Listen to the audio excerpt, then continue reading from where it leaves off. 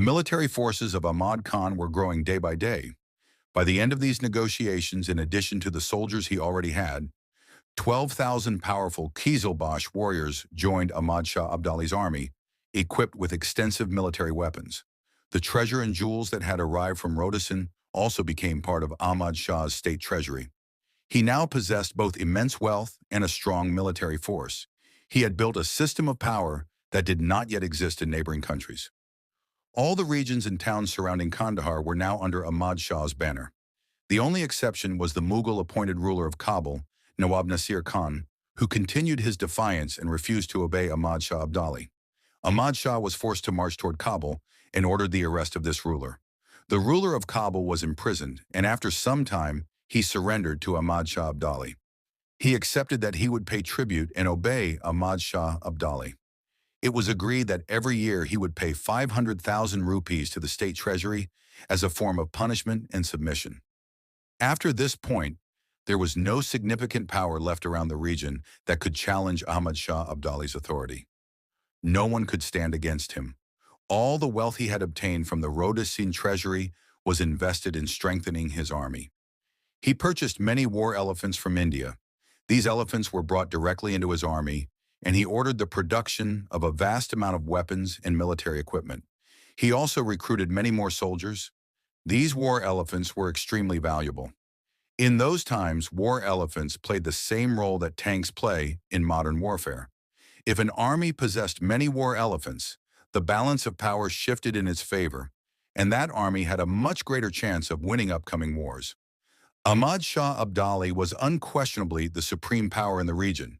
However, he believed it was politically wise to create a balance of power. Most of the commanders in his army were veteran generals who had served during the reign of Nader Shah Afshar, achieving many victories. He formed a council of 9 military commanders. 7 of the 9 were commanders from Nader Shah's era. Many discussions and negotiations took place in this council, and a portion of political power was delegated to these commanders to maintain political stability in the kingdom. After securing the throne and consolidating his power, Ahmad Shah Abdali set several long-term goals for himself. 1. Establishing national unity and restoring a stable central government in Afghanistan. 2.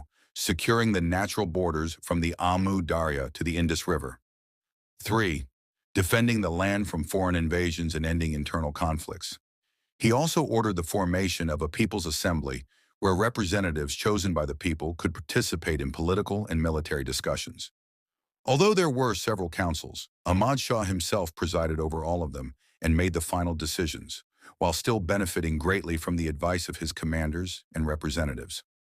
During his 26-year reign, Ahmad Shah Durrani made significant contributions to education and architecture in Kandahar, Herat, and Peshawar. He established many large schools, the most famous being the Jamia Kohan School in Kandahar. Interestingly, Ahmad Shah Durrani also practiced poetry, and his collection of poems reflects his interest in Sufism and mysticism. Throughout his rule, Ahmad Shah Durrani led numerous military campaigns. One of the regions he targeted was the city of Mashhad, which was still controlled by the weakened Afsharid dynasty under Shahrukh Mirza. Their power had diminished, leaving only a name behind. Ahmad Shah used this weakness to march toward Mashhad. He fought the forces of Mashhad twice and was defeated both times. In the third attempt, he signed a peace treaty with Shahrukh Mirza.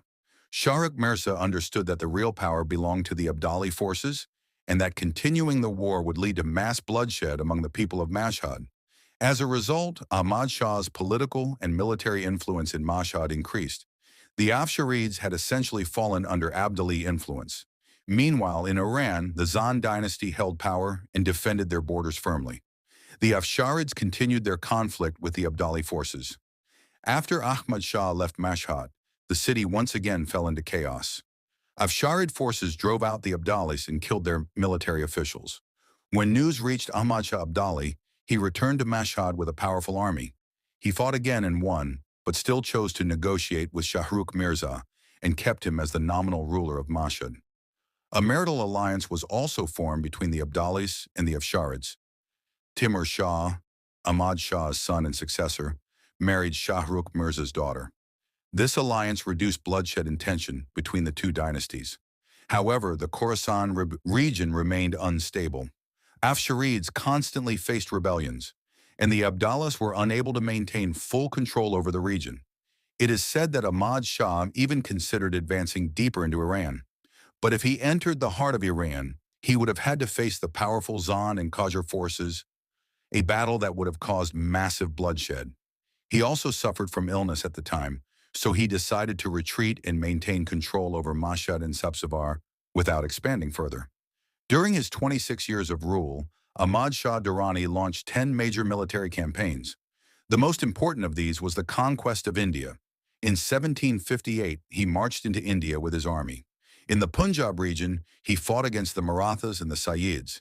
He defeated them and also broke the alliance of the Rajputs and the Marathas. With his 60,000 soldiers, he defeated an Indian army of 200,000. This decisive battle, known as the Third Battle of Panipat, opened the path for him to capture Delhi. After the victory, he placed Prince Ali Gauhar on the throne of Delhi, gave administrative authority to Shuja-ud-Dawla, and military authority to Najib-ud-Dawla. He then returned to Kandahar. Although we speak of his victories, Ahmad Shah Abdali also committed acts of brutality. He was responsible for the killing of many innocent people.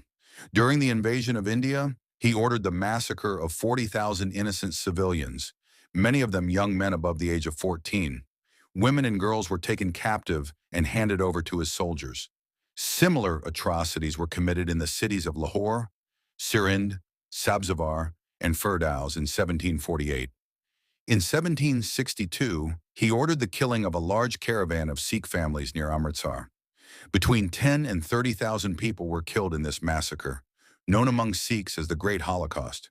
After capturing Amritsar, he destroyed the Sikh Golden Temple, threw the bodies of the dead and slaughtered cattle into the sacred pool, and demolished many shrines. At its height, Ahmad Shah Durrani's empire stretched from Mashhad to Delhi and from the Amu Darya to the Makran Sea and parts of the Persian Gulf. Eventually, the founder of modern Afghanistan died of cancer at the age of 50 in 1773. According to his will, he was buried next to the shrine of the Sacred Cloak. After him, his son Timur Shah ascended the throne and moved the capital from Kandahar to Kabul. He ruled for 20 years, from 1773 to 1793.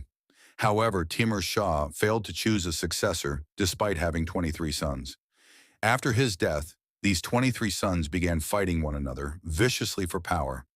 Assassinations, conspiracies, blinding, and imprisoning each other became common.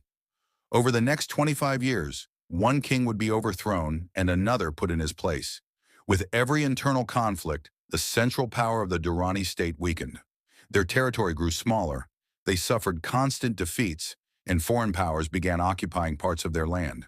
They murdered the head of the Mohammedzai tribe, which caused even deeper conflict between the Mohammedzai and the Sadazai families. The Sadazais were the family of Ahmad Shah Abdali. Eventually, Dost Muhammad Khan, the youngest son of the Mohammedzai chief, defeated the Sadazai ruler near Kabul. By this time, the Durrani Empire was collapsing. Balochistan fell to the British. Balkh declared independence.